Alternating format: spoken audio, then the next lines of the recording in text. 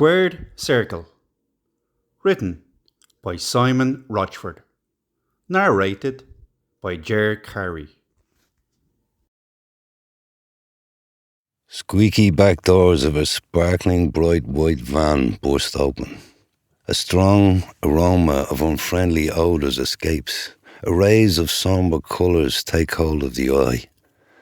A mass of mixed materials and textiles lie sleeping. Wood, metal, cable, rope, plastic, foam and cloth, all layered like a volcanic diagram. Wait. Crew members begin to line up with familiar routine. The extraction begins. The seafront promenade is quiet. With great length and modest depth it welcomes visitors. A gentle sea breeze blows amongst everyone.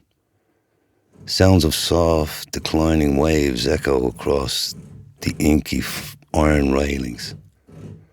A fresh smell of salt air strokes eager nostrils and touches sensuous lips. Behind partial, fluffy clouds, the sun emits a coy heat.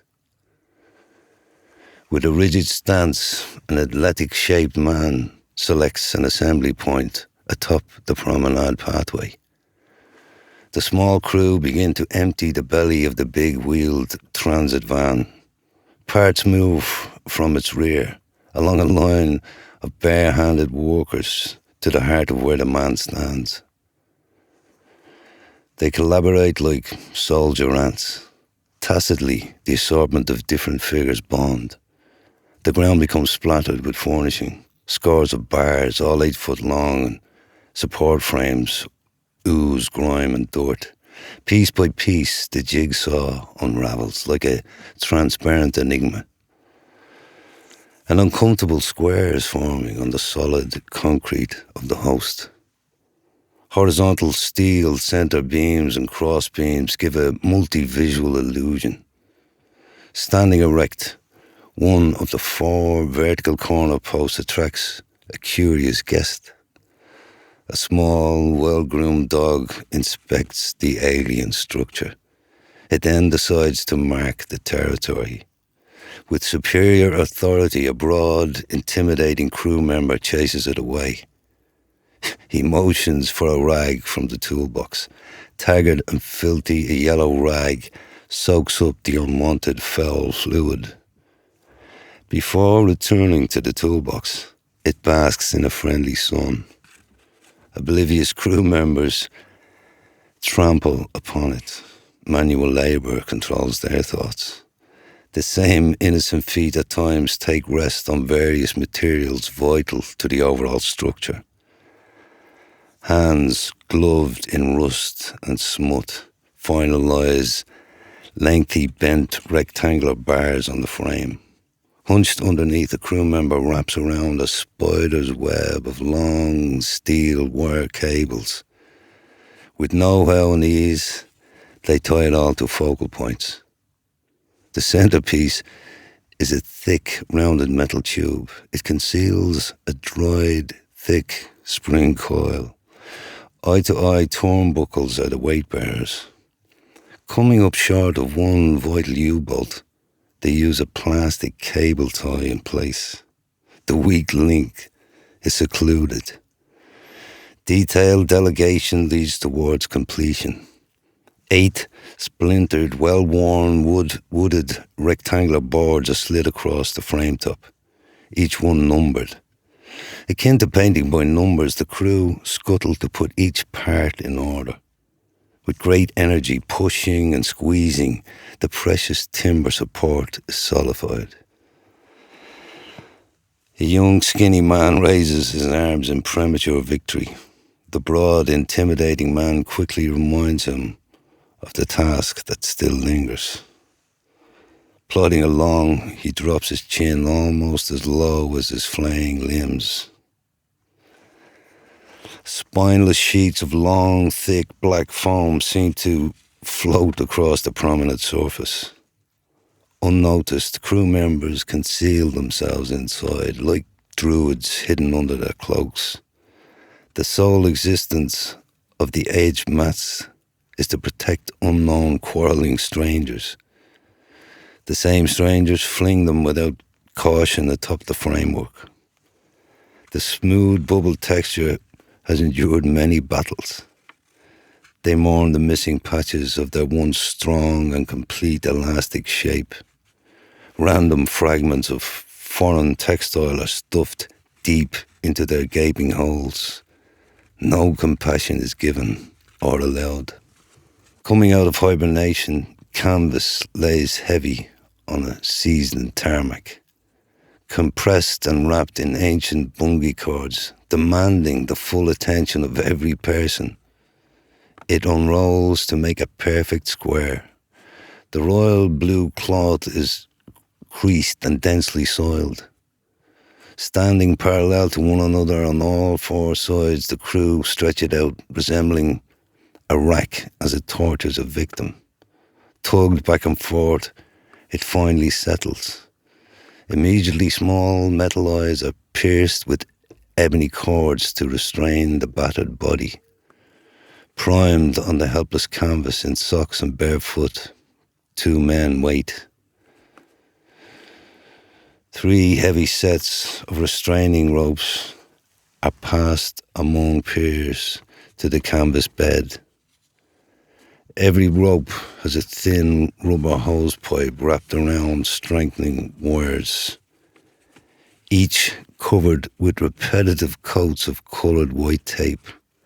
Once it was a fresh, pleasing white, but now they decay with maturity. Minute exposed spokes of wire protrude from the estranged relationship of the hose and tape. 4 navy cushioned turnbuckle pads are squeezed into each set.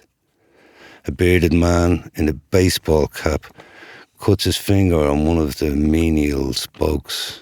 Crimson blood drips unintentionally onto the canvas while smudging the withered ropes and pads. A community of blemishes welcomes a new resident. In numerological sequence, the ropes are positioned in each corner. Galvanized hook-to-hook steel turnbuckles wedge them to the posts. Loose strands of white tape dangle from the ropes like puny tassels. Turnbuckle pads lay crooked and out of shape. A pitch black apron set is unfolded with thin sky blue rope. The group raises its 4 sections tightly around the frame. Once more the yellow rag is used. On hands and knees, a crew member vigorously wipes away the blood stains. Crustaceans disappear, smirches vanish deeper, soiled spots remain camouflaged. He then casually strolls along each rope and turnbuckle, blindly rubbing them down with indifference. Neighbouring miscellaneous characters watch from the boundary, some with scrutiny, others with bewilderment, as the crew concludes their operation. Any loose objects or unwanted instruments around the immediate environment are cluttered together. The darkness beneath the metal carcass gladly swallows them. The visual projection of the apron hides them well. The tribe of labourers come together. Some distribute self-praise and gloat. Others mingle confidently and calmly. Warm, fresh air and invisible beauty encircles them. A fiesta of surrounding activities goes unnoticed.